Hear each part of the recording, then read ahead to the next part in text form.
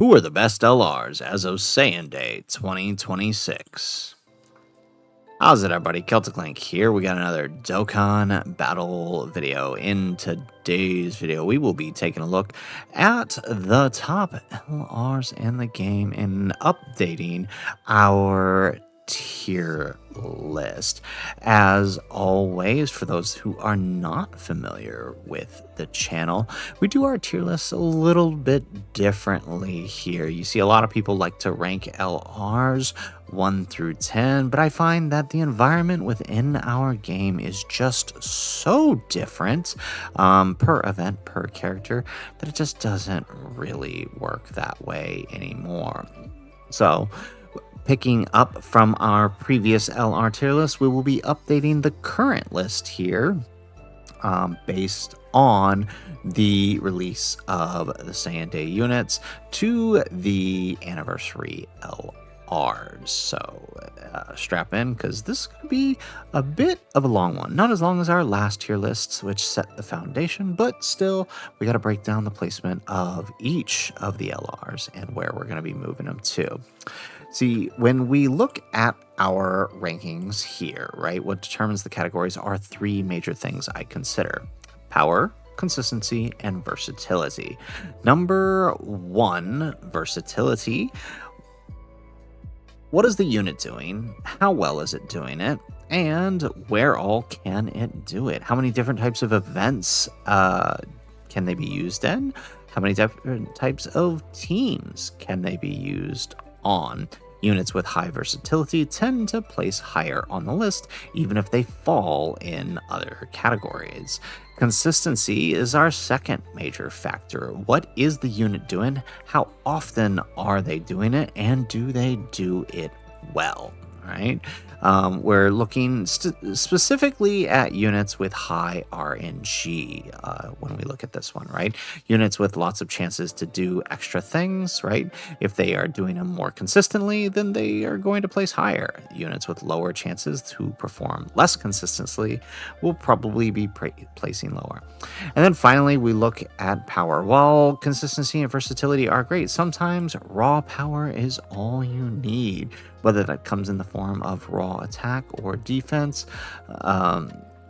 In either case, right, if those numbers are so great that it kind of forgives all else, that might be a consideration we look at in our placement. So let's go ahead and let's give it a start with explaining the tiers. This is mostly for those of you guys who were not here for the previous video. I will link the previous video, which gives a more detailed explanation at each of the tiers, but for a quick reference here, right? Basically, our D tier at the bottom, these the characters at the bottom are one-trick ponies. They have one place where they work. They're not terrible per se, right? They have uses. It's just they're either highly restricted to where they can be used, or the trade-off for their use just is often not worth placing them on a team. And there's actually a few characters I will be moving in and out of tiers as we move characters up based on new information, right? Our C tier are all characters who have slots on teams. They can be good, but they are just simply better than those in D tier. Honestly, you could lump C and D tier together and it wouldn't really change much in the grand scheme of things, but I just felt like there needed to be a delineation between the C and the D. Our B tier, these are units that kind of perform really well, but are often overlooked, overshadowed by higher functioning team members on their respective teams. But oftentimes these are probably your support units. There aren't many premium LRs that fit this category, but there tend to be some easy A's that fit this category. The only premium new unit that fell into this category was Broly, and that's just because he's a one-trick pony like a lot of the characters down here, but he's a lot more powerful. And you know, in a lot of events where he can counter and in long events where he can build up, he's actually insanely powerful, which kind of gave him the edge over a lot of others here. All right, the rest here are all crazy supports. or offering versatility through their giant forms like this guy here. He's still very useful, even in current content. I've used him a couple of times in some of the new fights like Cell Max, and even used him against the hybrids too, and that he worked out pretty well on a few teams. Our A tier, these are units that are still very useful. They're not bad, but they're not great either. They're just kind of good in their positions. Though this can change as we start to talk about the placement of the new LRs. Our S tier, these characters are all top tier units. They perform well on just about any team you will throw them on. Outside of these guys are limited to one team, but what they're doing on that one team is so insane. I felt like it deserved to be up here. And then finally, Z tier, right? If there were a top 10, this would pretty much be it. Although you can see there's 11 characters here. So the reason I do the tier list like this is because this really lays out where the position of the LR characters that we currently have available. So we are currently still kind of approaching the exit of the 11th anniversary, and as we move further and further down this year, you'll probably see more and more year 10 characters drop off of the list from C and below, just because, right, as we move more and more units, right, this is going to crowd the list, obviously, and they just are going to be less and less viable. The nice thing about 11th anniversary is that it really didn't bring a major power creep, which means a lot of the units here are still exactly where they were the last time we did this at the beginning of the 11th anniversary. Speaking of, let's go ahead and let's get started with our first LR, and that is the UI Goku, right? These part 2 LR unit for the 11th anniversary. This guy is amazing, right? If you've used him, you understand what he is good at.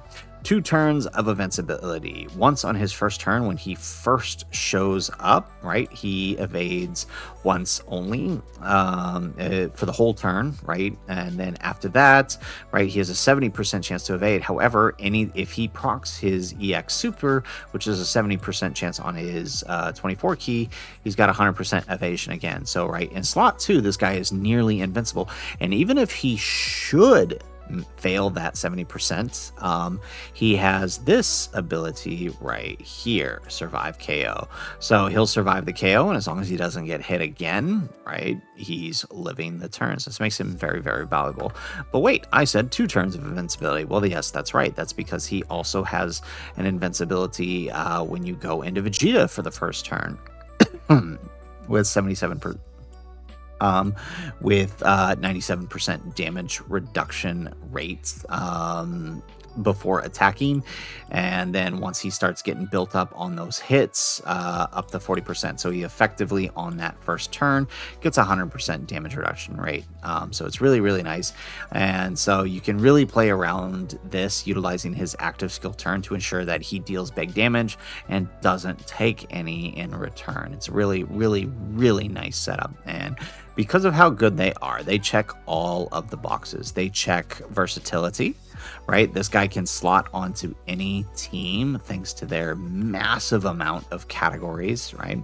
And because they are not limited to, let's come back to the Goku here, because they are not limited to specific category units, like Universal Survival Saga units tend to be, they can go anywhere, right? You might not be giving this buff to everyone who might receive it, but as long as you have another Realm of Gods or Power Beyond Super Saiyan, you can shift into Vegeta at the 3rd turn.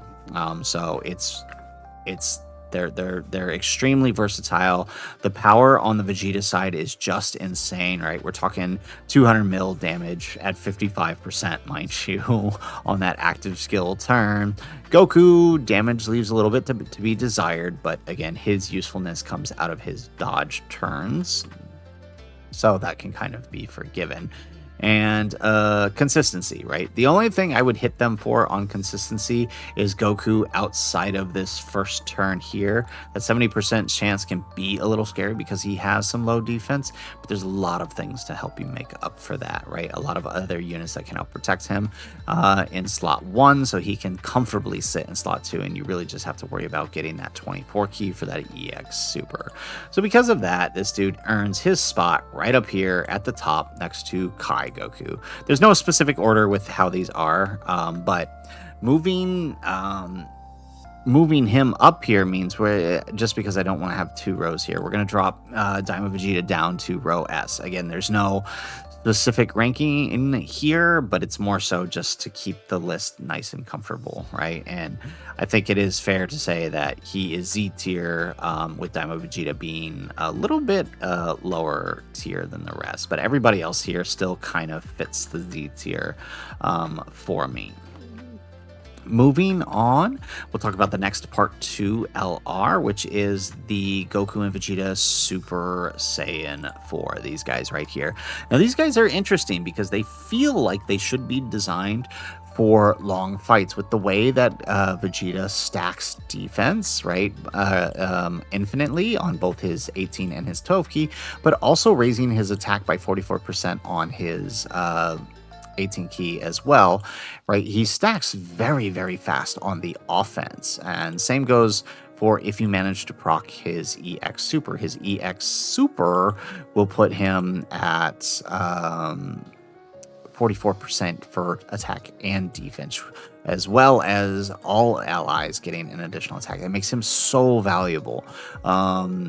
So in terms of power, they've got it in spades, right? Especially once you turn into the Goku, right? Anybody who's used this unit, you understand that the Goku side is incredibly powerful.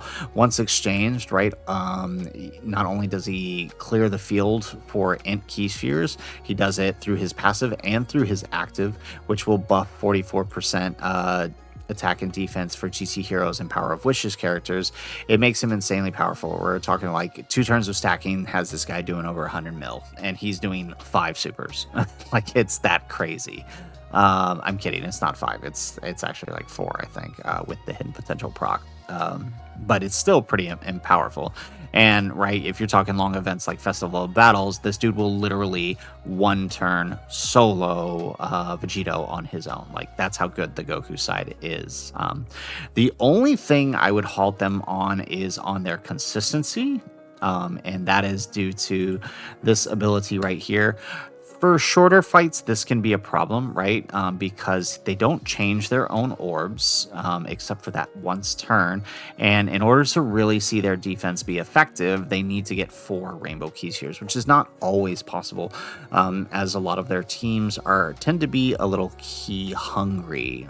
So because of that, I would dock them a little bit on consistency, and that's it. Otherwise, they're still versatile. They still have a lot of power. They still check most of the boxes. So they would definitely earn a placement here in the Z tier, meaning we do have to move another unit down. And if I were to move a unit down, it would probably be Golden, Frieza, and Gogeta. The rest of these guys are still perfectly adequate where they're at. Okay. For our easy A's, right, the Spirit Bomb duo, let's start with the GT duo. I would actually place these guys in S rank. I think the way that they handled their easy A was phenomenal. It does really good in terms of the power department, although they do need to stack a little bit to really feel that power. They are very versatile. They can slot into just about any team you need them on. They have a wide variety of categories, despite being a joint forces, right? You have Power Wishes, Battle of Fate, Final Trump Card, On the Parent Child, Earth Protecting Heroes, Powerful Comeback, right? All Out Struggle, Pure Saiyans, right? These are all great categories for them. And where, of course, as you know, they really come into themselves is through their standby effect, which boosts allies by 110%, and then of course a revive KO, which is really, really nice. And that's really what they're used for, which is why I kind of put them on consistency, because they have to get The thing about them is they have to get hits in order to build in order to activate their standby, or you have to be 50% or less. And the problem is the way they're designed, they kind of, unless you're specifically trying to use the bomb, they're probably going to be in your third slot, which means they won't be getting hit very often, and that kind of really hurts them in their consistency. And even their power a bit, because without them staying on rotation, it really hinders what they're what you want them to do. And it is unfortunate, especially with them also not stacking defense. It's the only reason I don't put them in Z tier, because if it wasn't for that, I would have them in Z tier too. If they had stacked defense too to at least make up for that, I think it would help them out a lot. But otherwise, I think they're pretty comfortable here in S tier. Which brings us to the Z Spirit Bomb duo. These guys get to sit nicely right up in Z tier, and that is, of course, because of the they fixed everything that was wrong with them. They really did. One of their biggest issues is that they just didn't stack defense fast enough, and they fixed that in spades. Now, they don't have much offense outside of their standby turn, but, you know, 40 to 50 mil in some of these shorter events is not a big deal for them. Longer events, obviously, you're going to see that taper off, but right, they build defense quickly. Like, we're talking a couple turns of stacking easily puts them over 10 mil defense. Not even a couple turns of stacking. Like, I think in Festival Battles, you can have them to a point where they can tank Vegito in less than maybe 5 rotations. Like, it's kind of crazy how quickly they can get to that point. It is much easier to proc their standby. They still have the 50% condition, but they only need to perform attacks. And because of the way they're designed to stack their defense, they're probably going to get those 4 attacks more often than the GT duo is going to be at hit, even in the third slot, if that's where you decide to keep them. And then, of course, right, you have their standby, which is incredibly powerful once you are able to unleash it. So it is very good, no matter long, no matter short events, and that is why they get their placement in the Z tier, which means we do have to move somebody down. I think if I had to move somebody down, it's probably going to be the ultimate Gohan, right? He is that good. He is that good. And I honestly, I mean, I don't want to have the double row here, but I think it still works, right? He's not changing anything. It's just more so we're adding more to this top list. That's really what it is, right? He's still a very powerful unit. So you know what? We'll just keep him here. And that brings us to our final character, the Majin Vegeta, which of course should come as no surprise. He's going to be sitting right up here in Z tier. In fact, again, if I did have to do this, a rank 1 through 10, he would probably be in contention for number 1. I don't like doing 1 through 10s because it really doesn't sell kind of where we're at holistically. But, I mean, if there were a number 1, he's pretty darn close to it. They have so much going on for them, right? If we take a look at these guys here, they have power. Right? If you've used Vegeta, right, on an extreme class setup, or at least a setup where he's got some decent links and you can get your 7 key spheres, this dude is crapping out 130 million attack stats on turn 1. Like, if you proc the EX super, like, it's that insane. Goku side, his active skill is not as powerful as it could be, but it's mostly because of the way he's designed, because he gets his power through his key spheres, which really sucks. I don't know why they designed his active skill that way, but because of the attack stacking, it kind of makes up for it. But he could be so much more powerful if all of his offense wasn't locked behind these key spheres. But that said, once you use the active skill for him, which basically buffs his attack and gives him crit for the turn, he can easily, crap out to 300 million attack stats and finish off whatever boss is in front of that active skill. Vegeta also, with his EX super, is greatly raising his attack, which means he's building very, very quickly. Yes, it's only on the 18 key, but it is enough that it keeps him consistently over 150 million per super. It's really, really nice how fast he stacks.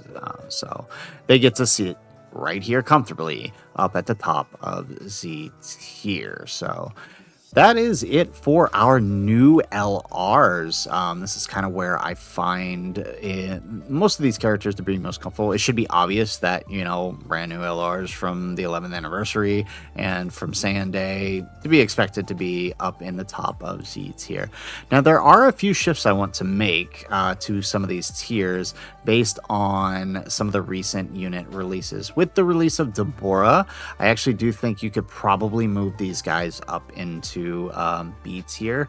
They are very good on a combo team with Deborah, Mission Execution, Corroded Body and Mind, and Baby. They work really well on that team. So I kind of feel like that allows them to sit nicely on that team. Speaking of new additions, right? The AGL Majin Vegeta gets to move up a tier thanks to the addition of the new Majin Vegeta and Super Saiyan 2 Goku. It is very good. He's very good. He was overlooked because he released during Baby, which wasn't really his best position. But now that we've gotten a much better team for him and a much better partner, he's looking really, really good in those fights. I've had him tank Bio Broly normals, for example, and that's pretty impressive for a unit that everybody universally panned as bad.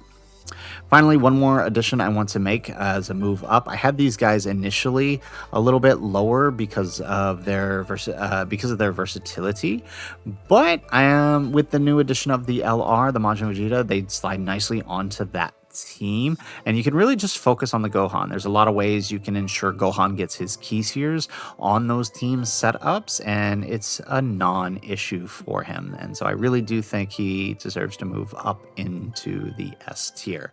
Otherwise, I'm kind of comfortable with where this list is at now. Again, as I've repeated throughout this video, I prefer a holistic approach to our tier list as it really lays out where our units are in relation, because so many people will look at a top 10 and just forget everything else that is not in the top 10, and that's not the reality of where we are with the characters. It's not the reality most people live in when they play. I doubt most people are using one team of just the top 6 LRs, right, or the top 6 TURs.